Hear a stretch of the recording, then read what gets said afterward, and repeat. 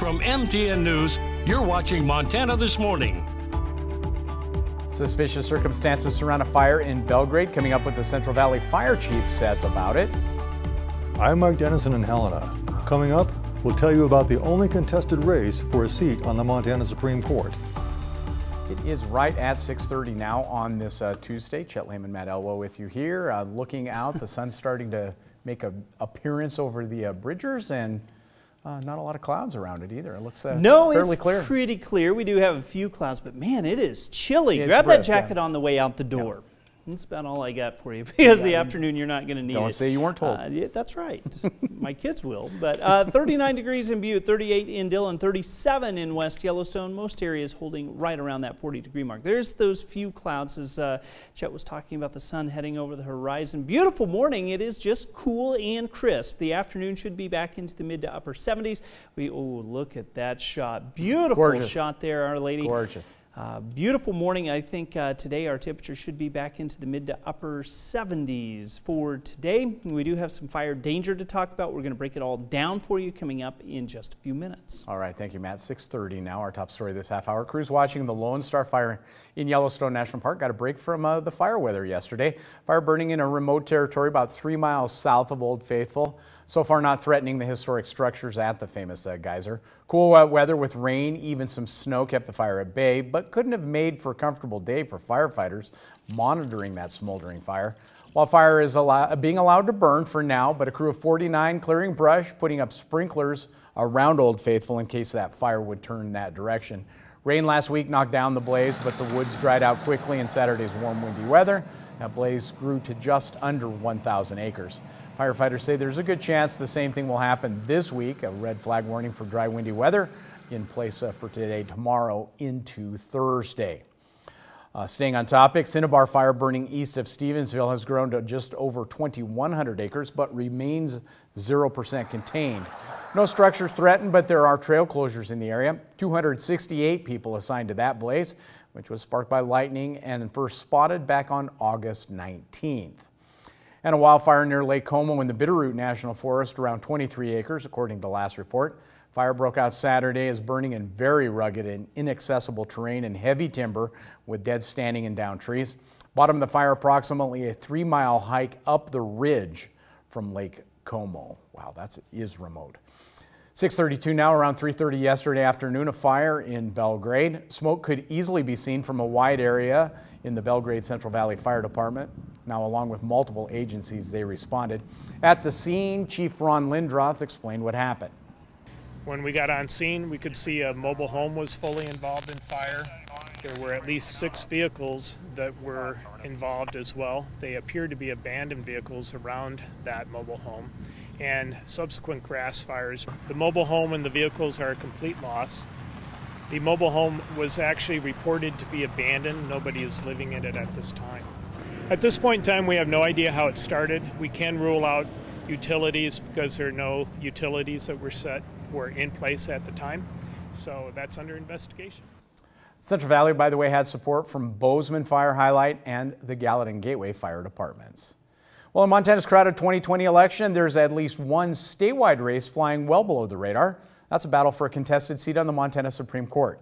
Justice Lori McKinnon is running for a second 8-year term. She's being challenged by Helena lawyer Mike Black. But as MTN's Mike Dennison reports, it's a race that almost wasn't a race at all. Last summer, Justice McKinnon said she would not run for re-election this year, and Helena attorney Mike Black announced he would be running for the seat. But last November, McKinnon changed her mind and said she wants to continue in the job that she first won in 2012. Black is still in and says he's the best choice because of his long background in the state and his commitment to upholding the unique rights in Montana's state constitution, such as the right to privacy, a clean and healthful environment, and to fish and hunt.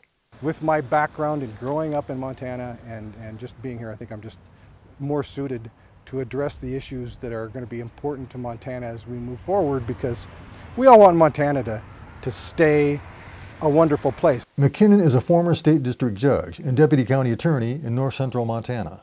She grew up in Baltimore, but her family has been in Choteau for most of the past 25 years. But there's no question I'm committed here to Montana. We've raised the kids up in the Choteau area. We've been here for this is my home. McKinnon says she sees the court as an independent, final constitutional check on actions by the legislature or executive branch. Some consider McKinnon as part of the court's conservative wing, but she disagrees. You can't categorize my decisions one way or another. I think that's why we have 7 justices on the court, so that we make a collective decision. We all are trying to make the best decision that we can based on the laws. In a high-profile case from 2018, McKinnon wrote the court's majority opinion that struck down a state tax credit benefiting students at private religious schools in Montana. Conservatives appealed it to the U.S. Supreme Court and won on a 5-4 order this year that overruled part of Montana's constitution banning public aid to religious organizations.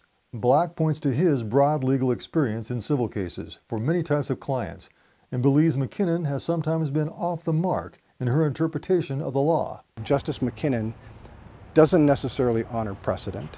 She doesn't apply her legal principles to the extent that she has them in a consistent way. This is also a nonpartisan race, so the candidates aren't aligned with any political party. But later in the campaign, we'll be reporting on who is working to oppose and support these candidates. Reporting from Helena, Mike Dennison, MTN News.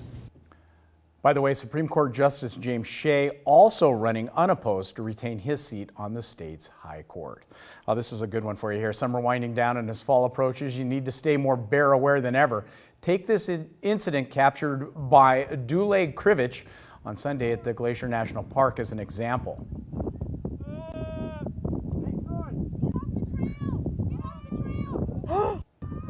Isn't that crazy? In a Facebook post, Krivich said he and his wife were hiking after visiting Hidden Lake when a grizzly came through a tree line, down a meadow, and onto the trail below. He says the hikers on the trail were unaware the bear was headed their way, so he and his wife started yelling warnings while the bear charged at one point and the people ran.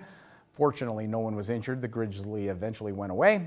Montana Department of Fish, Wildlife, and Parks strongly advises against running because it can trigger a natural predator-prey response attack. So don't do the running part in that. Go make some noise, but don't do something else. That's it. Interesting. Wow.